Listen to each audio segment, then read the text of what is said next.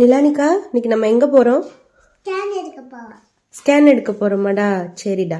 நீங்கள் என்ன சாப்பிட்றீங்க? பொங்கல். பொங்கல் உங்களுக்கு பிடிக்குமா? ம். ஆமாங்க, எங்கள் பாப்பா சொன்ன மாதிரி இன்றைக்கி எனக்கு 8th மந்த் முடிஞ்சு 9th மந்த் ப்ரெக்னென்சியில் ஸ்டார்ட் ஆகிடுச்சு. ஸோ அதனால் வந்துட்டு ஸ்கேன் பார்க்குறதுக்காக போகிறோம். பேபியோட பொசிஷன் எப்படி இருக்குது, வாட்டர் கண்டென்ட் எப்படி இருக்குது அப்படின்னு சொல்லிட்டு பார்க்குறதுக்காக. ஸோ காலையிலேயே பார்த்திங்கன்னா நல்ல மழை. ஸோ அதனால் மழையில் வந்துட்டு ரொம்ப குளிராக வேறு இருந்தது. இருந்தாலும் வீட்டிலேருந்து ஒரு 9 o'clock போல் கிளம்பிட்டோம். எங்கள் பாப்பா வந்து கையில் வந்து இந்த நெயில்ஸ்லாம் வச்சு ஒட்டியிருந்தா. குழந்தைங்க விளாடுறதுக்குன்னே ஒரு கிட்டு மாதிரி வாங்கி கொடுத்துருந்தோம். ஸோ அதை வச்சு விளாடிட்டே வந்தா. காலைல அப்படியே மலையிலே வந்துட்டு நாங்கள் காரை எடுத்துகிட்டு நாங்கள் கூம்ஸ் அப்படின்னு சொல்லிட்டு இங்கே அயர்லாண்டில் வந்து மெட்டர்னிட்டி ஹாஸ்பிட்டல் இருக்குது, அங்கே வந்து நாங்கள் போயிட்டுருக்கோம்.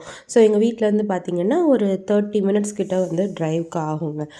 இது வந்து பார்த்திங்கன்னா டப்ளினில் தான் அந்த ஹாஸ்பிட்டல் வந்து இருக்குது. ஸோ நம்ம வீட்டுக்கு பக்கத்தில் எந்த மெட்டர்னிட்டி ஹாஸ்பிட்டல் இருக்கோ அதை வந்து நம்மளோட ஜென்ரல் ப்ராக்டிஷனர், அதாவது ஜிபின்னு சொல்லுவாங்க, அவங்க வந்து ரெக்கமெண்ட் பண்ணி அப்ளை பண்ணுவாங்க. ஸோ அந்த ஹாஸ்பிட்டலுக்கு தான் நம்ம வந்து ப்ரெக்னன்சி ரிலேட்டடாக வந்துட்டு போகிற மாதிரி இருக்கும். அது போக பார்த்திங்கன்னா நம்மளோட ஜிபியையும் போயிட்டு நம்ம கொஞ்சம் அடிக்கடி நம்ம ஹாஸ்பிட்டலில் நமக்கு எப்படி அட்வைஸ் பண்ணுறாங்களோ அது போல் போய் நம்ம விசிட் பண்ணிக்கணும்.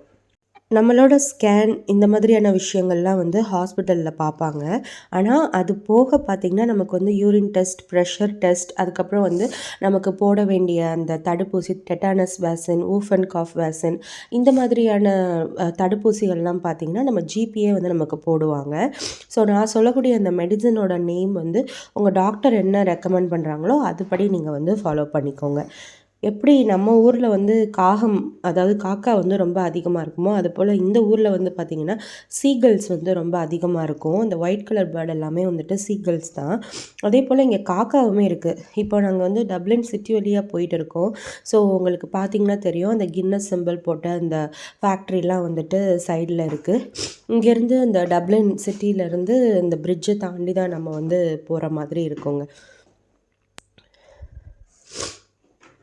ஸோ நம்ம வந்து ஹாஸ்பிட்டலுக்கு போகும்போது எந்த ஒரு ஃபைலுமே வந்துட்டு கொண்டு போகிற மாதிரி இருக்காது. ஹாஸ்பிட்டல்லே வந்து பார்த்திங்கன்னா நம்மளை ஸ்கேன் எடுக்கக்கூடிய அந்த ரிப்போர்ட், நம்மளை பற்றின மெடிக்கல் டீட்டெயில்ஸ் எல்லாமே வந்து அவங்களே ஒரு ஃபைல் போட்டு வச்சுருப்பாங்க. நம்ம அப்பாயின்மெண்ட்க்கு போகிறப்ப நம்ம கையில் கொடுத்துட்டு அதை ஃபில் பண்ணதுக்கப்புறம் திரும்ப வந்து அவங்க வந்து வாங்கிப்பாங்க.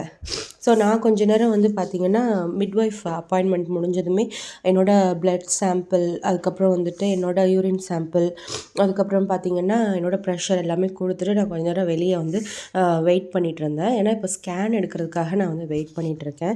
ஸோ இங்கே வந்து பார்த்திங்கன்னா ஒரு அளவுக்கு தான் வெயிட்டிங் டைம் இருக்கும், ரொம்ப லாங்காலாம் வெயிட் பண்ணுற மாதிரி இருக்காது. ஸோ ஸ்கேனுக்காக நான் வெயிட் பண்ணிகிட்டு இருக்கும்போது சும்மா பேபி மூவ் ஆகிட்டு இருக்கும்போது அதை எடுக்கலாமான்னு பார்த்தேன். பட் ஆனால் வந்து என்னால் எடுக்க முடியல. ஏன்னா அது அவ்வளோவா வந்து வெளியே வந்து ஆப்வியஸாக தெரில. எங்கள் பாப்பாவும் சும்மா என்னோடய வயிற்று மேலே கை வச்சு விளாண்டுட்டு இருந்தா. அதுக்கப்புறம் பார்த்திங்கன்னா நாங்கள் உள்ள நர்ஸை போய் பார்த்துட்டு அவங்க வந்துட்டு ஸ்கேன் பார்த்துட்டு பொசிஷன், அதுக்கப்புறம் வாட்டர் இதெல்லாம் எப்படி இருக்குதுன்னு சொன்னாங்க. பேபி வந்து எவ்வளோ க்ரோத் ஆகிருக்கு, அந்த வீக்ஸ்க்கு வந்து கரெக்டான க்ரோத் இருக்கா அதெல்லாம் பார்த்தாங்க.